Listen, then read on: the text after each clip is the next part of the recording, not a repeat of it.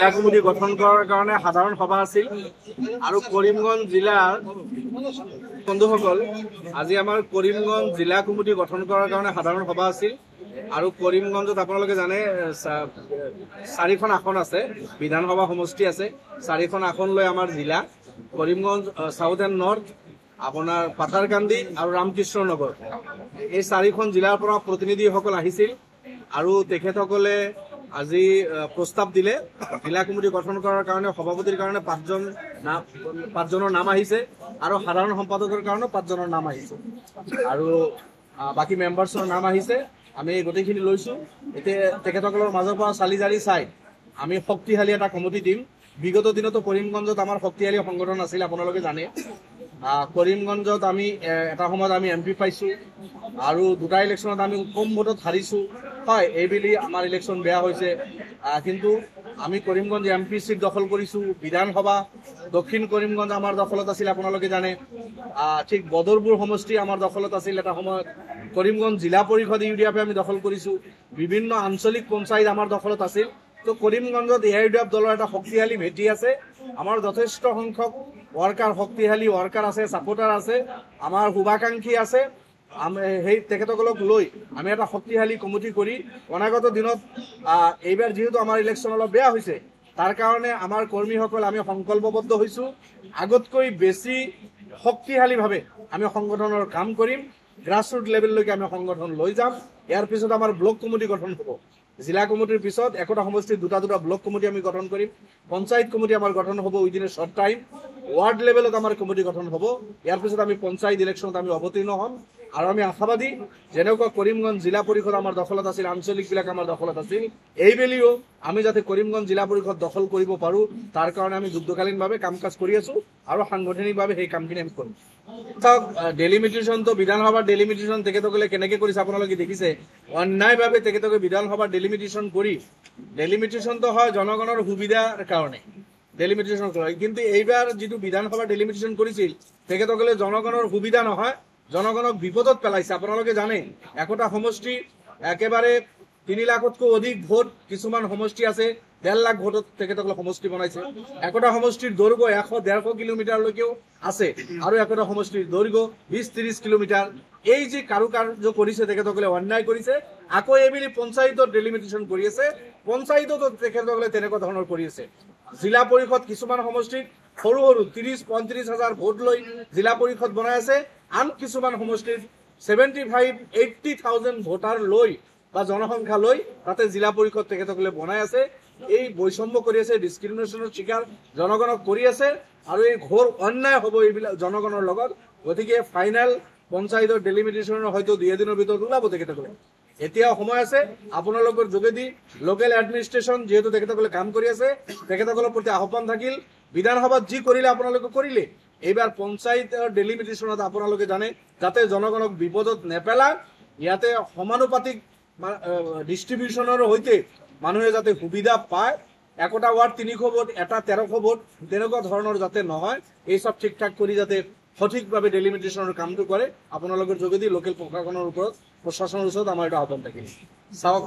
তেখেতসকলে কি কৈছে নকৈছে সেইটো আমাৰ এই ব্যাপাৰ আমি লুকআউট নহয় আমি কি কৰিছো সেইটো আমাৰ কথা গতিকে ডেলিমিটেশন সঠিকভাৱে হৈ থকা নাই বিধানসভাৰ ডেলিমিটেশন ভুলভাৱে কৰিছে এইবাৰ পঞ্চায়ত ডেলিমিটেশন ভুলভাৱে কৰি আছে আমাৰ বৰাকবলিৰ বিধায়কসকলে তাৰ কাৰণে প্ৰতিবাদ কৰিছে আন্দোলন কৰিছে ডিসিৰ লগত তেখেতসকলে বহিছে আৰু যেতিয়ালৈকে ফাইনাল নোলাব আমাৰ বিধায়কসকলে এলাৰ্ট আছে আমি আশাবাদী আমাৰ বিধায়কসকল বা এৰে যিসকল সচেতন নাগৰিক আছে তেখেতসকলে যি আপত্তি দিছে দাবী জনাইছে সেইখিনি লোকেল এডমিনিষ্ট্ৰেচনে দাবীখিনি মানি লৈ সঠিকভাৱে যাতে কৰে এইখিনি আমাৰ কথা বাকি কংগ্ৰেছে কি কৰি আছে অন্য দলে কি কৰি আছে তেখেতসকলে ক'ব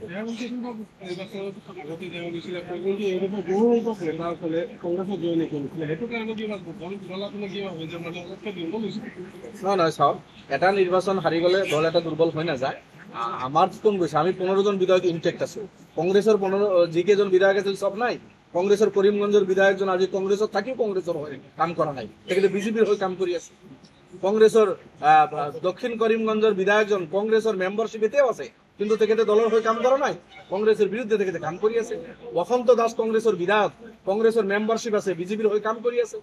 আপোনাৰ শশীকান্ত দাস কংগ্ৰেসেৰ বিধায়ক বিজেপিৰ হৈ তেখেতে কাম কৰি আছে আৰু বহু কেইজন কংগ্ৰেছৰ বিধায়ক আছে, কংগ্ৰেছৰ দলৰ ভিতৰত থাকি বিজেপিৰ হৈ কাম কৰি আছে। কিছুমানে জইন কৰিছে, কিছুমানে কাম কৰি আছে, কিছুমানে যাব বুলি বাট চাই আছে। কিন্তু আমাৰ 15 জন বিধায়ক আছিল, আমি ইনটেক্ট আছে আমি দলৰ হৈ কাম কৰি আছো। নিপীড়িত, লাঞ্ছিত, বঞ্চিত জনগণৰ হৈ আমি কাম কৰি যাম। মুখ্যমন্ত্ৰী ভেলকিবাজি, তেখেতসকলৰ জুমলাবাজি এইবিলাক। আৰু মুখ্যমন্ত্ৰী আপোনালোকে জানে তেখেতে ৰাতিপুৱা কি কয়, আবেলি আৰু তেখেতে কি কয়, স্ববিৰোধী কথা বাৰ্তাবিলাক তেখেতে কৈ থাকে। আমি বিধানসভাৰ ভিতৰে বাহিৰে মুখ্যমন্ত্ৰীৰ স্বৈৰাচাৰিতাৰ বিৰুদ্ধে, মুখ্যমন্ত্ৰীৰ অন্যায়ৰ বিৰুদ্ধে আমি মাত মাতিছো। অনাগত দিনত আমি মাত মাতি যাম।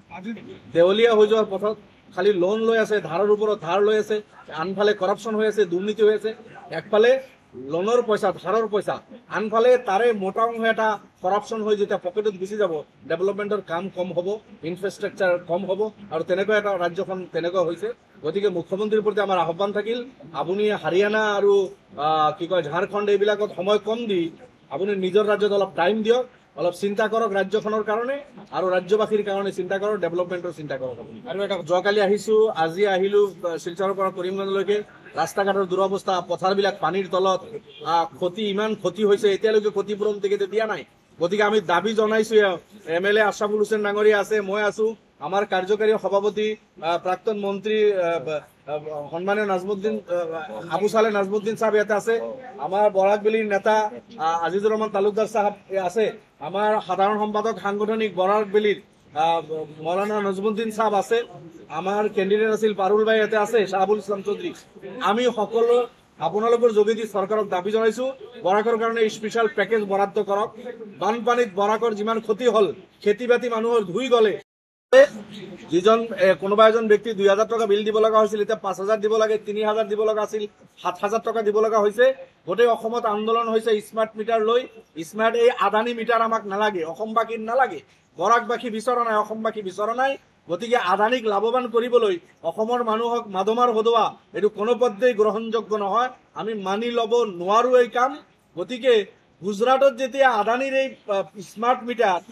5%তকৈ বেছি লগাব পৰা নাই, অসমত 32% হোৱাৰ পিছত কিয় জবৰদস্তি মানুহে ল'ব বিচৰা নাই, ঘৰত স্মাৰ্ট মিটাৰ লগাব লাগে। মুখ্যমন্ত্ৰীৰ প্ৰতি মোৰ আহ্বান থাকিল, আপুনি উইথড্ৰ কৰক, আমাৰ অসমৰ জনতাক স্মাৰ্ট মিটাৰ নালাগে।